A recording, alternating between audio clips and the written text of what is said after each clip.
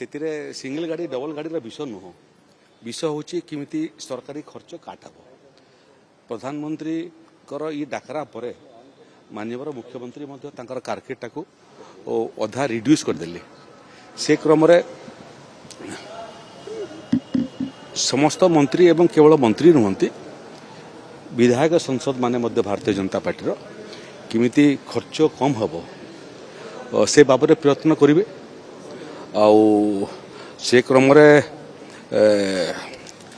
ସାଧାରଣ ପରିବହନ ବ୍ୟବସ୍ଥାର ବ୍ୟବହାର ହୋଇପାରିବ, ବସ୍ରେ ଯାତାୟାତ ହୋଇପାରିବ ଏବଂ ବହୁତ ସମୟରେ ମୁଁ ତ ଟ୍ରେନ୍ରେ ଯାଏ।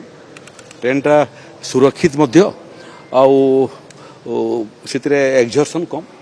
ତେଣୁ ଯେଉଁଟା ମାନ୍ୟବର ପ୍ରଧାନମନ୍ତ୍ରୀ ଡାକରା ଦେଇଛନ୍ତି ଏବଂ ମାନ୍ୟବର ମୁଖ୍ୟମନ୍ତ୍ରୀ ତାକୁ କାର୍ଯ୍ୟକାରିତା ଆରମ୍ଭ କରିଛନ୍ତି ନିଜ ବିଭାଗରୁ, ତାକୁ ଆମେ ସମସ୍ତେ ଅକ୍ଷରେ ଅକ୍ଷରେ ପାଳନ କରିବୁ।